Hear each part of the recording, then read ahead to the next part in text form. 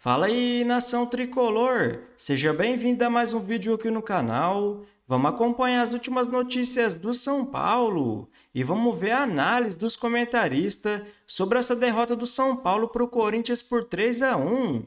Então vamos ver essas últimas notícias e em breve estou de volta para comentar. Então, sem mais enrolação, vamos pro vídeo. Na Neoquímica Arena em Itaquera, Corinthians 3, São Paulo 1. São Paulo perde, não perdia do Corinthians há bastante tempo pelo Brasileiro, perdeu. E agora vamos combinar, né? Esquece esse negócio de Libertadores. Vamos terminar o ano aí dignamente, tá tudo certo. Primeiro tempo horroroso do São Paulo, muito mal. Foi dominado pelo Corinthians. Segundo tempo melhorou bem com as mudanças que o Crespo fez. Empatou o jogo com o Tapia. Aliás, parem de reclamar do Tapia. Se tem alguém que se não pode reclamar, é do Tapia. Fez um gol importante no sacrifício, eu tinha voltado lá da data FIFA. Aí o Corinthians, o Corinthians desempata com o gol do Memphis, uma falha péssima do Pablo Maia ali. Deixou o Sabino na saudade, o Memphis pegou a bola, limpou e fez o gol. 2-1. E o terceiro gol, aí, enfim, nem era jogo para 3-1, né? Na hora que o São Paulo toma o segundo gol, estava jogando bem, inclusive. Poderia até fazer o segundo gol quando tomou o 2-1. O fato é que perdeu, vai terminando o ano de forma melancólica o São Paulo. Não me sai da cabeça a entrevista do Rui Costa, onde falando sobre que o São Paulo é referência, não sei do que, mas enfim, essa é uma outra história. Arnaldo, gostou, adorou, deu pro gasto, não gostou ou foi um lixo? Salve, Tirone. Foi um lixo perder de 3-1 para o Corinthians, um time bem fraco do Corinthians, só pode ser um lixo. A temporada do São Paulo é um lixo, esse final de temporada é um lixo. O São Paulo não joga pela Libertadores há muito tempo, o São Paulo não disputa essa vaga. O São Paulo, se classificar para a Sul-Americana, não sei se vai se classificar, ainda bem que chegou a 45 pontos. É um time sem comando, sem norte, sem nenhuma... que definha com as lesões jogo a jogo. Hoje perdeu mais um jogador muito hoje, importante, machucado, Rafael Tolói. E é um time que, sem comando, é muito frágil. É muito fácil, por exemplo, marcar pênalti contra o São Paulo, fazer um monte de coisa contra o São Paulo. Não dá mais, gente. Juiz ridículo, cara. O São Paulo é um time sem norte, sem comando e que não se dá o respeito, né? E que... hoje, você descreveu a partida, essa é uma das partidas últimas do São Paulo, todas péssimas. No jogo, acho que o São Paulo talvez não perdesse, não fosse o erro grotesco do Pablo Maia no final da partida, aos 40 minutos que propiciou o gol do Memphis. Mas é muito pouco. Eu continuo achando que com esse comando, com esse time, o ano que vem o São Paulo vai lutar efetivamente para não cair em todos os campeonatos, porque o time é muito fraco. E time é muito fraco em todos os setores. Ele é fraco na CBF, ele é fraco nos bastidores, ele é fraco no departamento médico, ele é fraco na estrutura e ele é fraco tecnicamente, né? E hoje, acho que um pouco mais dessas constatações dessa temporada horrorosa, e que infelizmente não tem um prazo para terminar, né? Essas limitações do São Paulo, porque os comandantes ou o comandante vai continuar e as perspectivas de mudanças não são boas mesmo, né? O Corinthians alcança o São Paulo, né? Iguala totalmente a campanha, e o São Paulo aí agora o próximo jogo contra quem? Contra o Juventude na Vila Belmiro, mais um jogo sem mando de campo do São Paulo. O time tá podre, como diz aqui eu gostei aqui da expressão, né? O clube está podre, Roger Nocioli. O clube está podre. E vou dizer que a hora que vou repetir, a hora que o São Paulo tomou o segundo gol na falha do Pablo Maia, o jogo estava bem controlado, estava caminhando para o empate. Talvez o São Paulo até pudesse ganhar depois, porque ele vinha jogando bem. O segundo tempo começou bem, eu achei. Eu estava com medo das mudanças feitas, depois eu achei que funcionaram. O São Paulo jogou melhor para o segundo tempo. Não, assim, uma mudança, né? Uma mudança mudou o time inteiro. Né? Que é uma mudança, mudou um jogador, mas mudou duas posições, é isso. Uhum. Enfim, eu achei que não estava ruim, o time não estava jogando mal, a hora que tomou o segundo gol, mas aí toma o terceiro e tal. Nem era jogo para 3-1, vamos combinar, né? Não era para um placar desse, mas foi. E só um parênteses, né, cara? Numa boa, o Daronco é o Grinch do futebol. Ele atrapalha o jogo, cara. Não tem jogo, é falta toda hora. Fora que esse negócio que ele marcou, isso é uma indecência, né? Ele dá o pênalti do Ferreirinha. Ele foi o mesmo juiz que não deu nada quando esse jogador que é inclassificável, que é esse Martínez, que é grosso, é violento, é desleal, ele quase aleijou o Oscar e naquele lance não foi pênalti. Era o mesmo juiz, era o Daronco. Esse cara aí, esse mesmo cara aí. Esse cara é inclassificável, é um juiz ruim para o futebol. Ele é o Grinch do futebol, ele atrapalha o jogo. Ele não tem jogo com ele, é um negócio tenebroso, péssimo. Da lista desses ruins aí, tá no top 3 dos piores aí. Agora, só para começar a conversa, eu acho que a escalação do São Paulo inicial, que era mais ou menos a possível, as possibilidades eram muito poucas, né, com tantas lesões, 12, e os caras voltando da data FIFA. Aliás, 3 dos melhores jogadores do time são os convocados, né, o Tapia, o Bobadilha e menos que eles, o Ferrarese. Talvez tenha sido um dos times mais fracos do São Paulo a jogar um campo desde que eu sou torcedor do São Paulo. O time era muito ruim, né? Com 3 zagueiros, Cédric e Patrick nas alas, 3 volantes no meio que não criavam e Ferreirinha no ataque com o Luciano. Acho que o Ferreirinha de ala funciona minimamente, de atacante não funciona, né? Então ele atrapalha menos como ala. E aí, com a entrada do Tapia, alguém na frente, você melhora o resto da movimentação toda, né? O Luciano melhora, o Luiz Gustavo melhora. Talvez seja o único lugar onde o Ferreirinha possa jogar hoje, de ala, né? Mas o time de São Paulo é muito fraco. O elenco é muito fraco, é muito limitado. Ainda mais e aí, quando aperta, tem essas questões, né? Como um erro grotesco do Pablo Maia, que é um jogador que erra muito também, né? É um jogador que a galera gosta porque é da base, mas é um jogador que erra demais, né? Ele errou na LDU, ele erra demais, né? Por um volante. Um volante não pode errar muito, porque ele está sempre próximo do seu próprio gol. E ele também faz uma temporada bem ruim, lamentavelmente. Para falar a verdade, para mim o Pablo Maia é mais ou menos o São Paulo do segundo tempo. Eu achei que ele estava jogando bem, jogando realmente bem. Aí fez um erro capital e aí entregou o segundo gol e aí o jogo foi pro buraco. O João Santos, grande partida de um clube que voltou a ser referência e protagonista, 66 lesões e contando. Cara. O jogo de hoje deixa a entrevista do Rui Costa um pouco pior, né, meu? Um negócio completamente desconectado da realidade, do que acontece, desconectado do sentimento do torcedor, sei lá. E assim, né? Eu acho que do muro para fora, que lá dentro tá todo mundo enlouquecido e preocupado, mas a conversa ali eu achei muito ruim. Mas fala. Não é só isso, eu acho a inoperância da direção do São Paulo. O presidente largou, mas a direção a direção do São Paulo, ela nunca se considera prejudicada, só se considerou no jogo com o Palmeiras, porque daí também talvez não desse para não se considear. Depois do jogo com o Palmeiras, não, mais ou menos, né? Nem reclamou muito. Depois do jogo com o Palmeiras, quem lucrou com isso, com a reclamação do Paulo, daquele jogo foi o Flamengo. Quem capitalizou foi o Flamengo, né? Exatamente. Isso. Depois daquele jogo, o São Paulo teve 6 pênaltis marcados contra ele, nenhum a favor, e 6 pênaltis que dá para discutir. Teve pênalti do Grêmio discutível, teve 2 pênaltis com o Mirassol, o segundo muito discutível, aquela mão do Lucas que teria batido, teve pênalti contra o Flamengo, discutível, teve pênalti contra o Corinthians, discutível, né? Teve um monte, mas os caras não estão nem aí, Tino. Os caras não estão nem aí.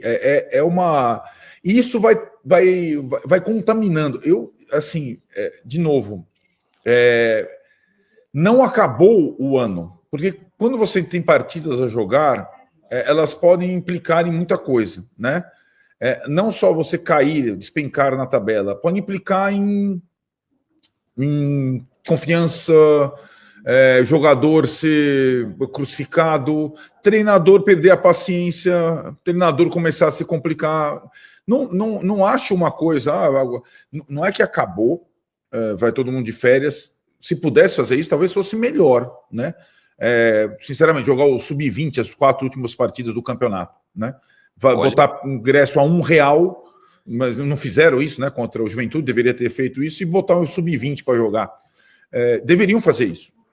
Todos de férias, concordo bastante com você. Todos de férias, inclusive o Crespo, põe todo mundo de férias. Já que todo mundo largou e começa a tentar pensar 2026 de uma forma diferente, porque senão vai cair. Essa é a questão. O time é um lixo. O time é fraco. O time definha. O time é velho, né? E o comando é pior que o time. Então, temos um problema grande, né? Gostei dessa ideia, cara. Acho que podia jogar com Sub-20 mesmo até o fim. Aí já vê quem pode funcionar aí e tal, nas próximas rodadas, no ano que vem, se tem uns caras legais aí que podem ser utilizados. Dá férias para todo mundo, tenta recuperar alguns que forem recuperáveis de lesão, já faz exame, já começa a pré-temporada antes, dá férias. Nossa, eu estou muito a favor disso. Muito, muito mesmo. Era uma ótima ideia. Ótima ideia, pessoal, para a diretoria. Fica a dica, hein? Aqui do canal Arnaldo Tironi. Vitor de Menezes. 1. São Paulo não merece a Libertadores. Não mesmo. 2. O pior é que nem podemos pedir uma lista de dispensa, já que esse clube não tem dinheiro para repor. Hoje o São Paulo é uma grande M. A única saída é SAF. Então, eu vou dizer sobre lista de dispensa, de novo, eu já falei muitas vezes, mas falo mais uma vez. Crucificar jogador, cara. Os caras, a diretoria abandonou, todo mundo abandonou. O departamento médico, fisioterapia, ou sei lá o que quer que seja, é um açougue. Qualquer um que entra lá se machuca. Eu não culpo o jogador, não. Não culpo mesmo. Você pode gostar de um, não gostar do outro, achar que um é bom, que um é ruim, mas não culpo o jogador, não. Pode ser limitados e tudo mais, mas... que no final das contas, quem joga são eles. E aí tem quando o Pablo Maia faz essa paçocada, o outro faz não sei o que lá, eles vão se queimando, né? Essa é a grande questão, né? Agora, o limite desse elenco, ele é claro que não são os principais culpados, mas o limite desse elenco, ele é incrível, né? E acho que a questão ali do abandono institucional, ele é, como eu falei, é contagiante. Não é uma coisa que dá para separar da sensação, da coesão, do foco nos jogos, né? Então tá largado, né? Tá largado e serão as mesmas pessoas no ano que vem. O presidente será o mesmo, o diretor, o Rui Costa, vai ser o mesmo, o técnico vai ser o mesmo, né? Não tem dinheiro para fazer grandes mexidas no elenco, né? E a diretoria do São Paulo está muito incomodada com os vários atos de indisciplina observados ao longo da temporada no CT da Barra Funda. A avaliação é de que faltou pulso e disciplina para os gestores do departamento de futebol. Vou contar alguns dos causos que acabaram sendo descobertos recentemente e que incomodaram demais ao presidente Júlio Casares e aos mais próximos. Foram vários os casos de atletas que chegaram atrasados para treinos. Houve também um episódio em que um funcionário chegou sem nenhuma condição de trabalho e acabou sendo acobertado pelos outros em vez de ser punido, com uma multa ou até com a demissão. Todos esses atos foram constatados, debatidos com atletas e funcionários, e a promessa do São Paulo é de que a partir de agora não vai mais ser permitido qualquer ato de indisciplina, sob o risco de multas pesadas. A promessa de que com direitos de imagem em dia, São Paulo não vai mais tolerar atos de indisciplina ou casos de descompromisso. A impressão que se tem é que está tudo muito fácil, muito cômodo para os atletas. E uma das percepções é de que toda essa morosidade e aceitação em relação às coisas faz com que os atletas se contundam mais e demorem mais para se recuperar. Vale a lembrança de que o Tricolor teve 73% do seu elenco frequentando o departamento médico em pelo menos uma oportunidade desde o início do ano. Então vamos comentar sobre essas últimas notícias do São Paulo. E infelizmente o Tricolor perdeu para o Corinthians por 3-1 e se complicou de vez em busca de uma vaga para a próxima Libertadores, ou pelo menos para a pré-Libertadores. Até porque agora o Red Bull Bragantino e o Corinthians se igualou com o São Paulo com 45 pontos. Agora o São Paulo precisa de qualquer jeito vencer o próximo jogo, que vai ser no domingo na Vila Belmiro, agora contra o Juventude. Agora falando um pouco sobre esse jogo de ontem, Um primeiro tempo irreconhecível do São Paulo só deu Corinthians, que abriu o placar de pênalti com Yuri aberto, um pênalti absurdo do Ferreirinha. Como pode um jogador profissional fazer um pênalti bobo daquele? No intervalo, o Tapia entrou e logo em seguida empatou o jogo. O São Paulo cresceu na partida, até teve oportunidades para fazer o segundo, mas não fez. E perto do fim, o Corinthians marcou o segundo e o terceiro e decretou a derrota do São Paulo. E agora vamos ver as notas do público para os jogadores nessa derrota para o Corinthians. O Rafael teve uma nota de 3,5. O Alan Franco, muito mal nessa partida, teve uma nota de 2,3. Assim como o Rafael Tolói, que teve uma nota de 2. O Ferrarese, que entrou no segundo tempo, teve uma nota de 2,3. O Sabino, péssimo nessa partida, teve uma nota de 1,1. O Cedric, muito mal novamente, teve uma nota de 2,2. O Alisson teve uma nota de 1,7. É impressionante como caiu de rendimento o Alisson. O Bobadilha, que entrou no segundo tempo e teve uma nota de 2,2. O Luiz Gustavo, de 2,5. O Pablo Maia, de 1,7. O Patrick, muito mal novamente como sempre, teve uma nota de 1,3. E o Tapia, que fez o gol do São Paulo, teve uma nota de 6,2. O Luciano, que não fez nada nesse jogo, teve uma nota de 1. O Ferreirinha, que fez um pênalti absurdo, teve uma nota de 2,1.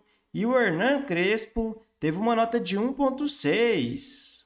E depois dessa derrota para o Corinthians, agora resta 4 jogos para o São Paulo pelo Campeonato Brasileiro para tentar buscar pelo menos essa vaga na próxima pré-Libertadores. Porque se o Fluminense ou o Cruzeiro ganhar a Copa do Brasil, vai abrir um G8. Então São Paulo precisa focar nesses próximos jogos para ficar pelo menos entre os 8 primeiros. Então nesse domingo vai jogar novamente na Vila Belmiro, agora contra o Juventude. No dia 27, fora de casa, contra o Fluminense. No dia 3 de dezembro, vai jogar em casa, agora contra o Internacional. No dia 7, fecha o Campeonato Brasileiro, agora jogando fora de casa contra o Vitória.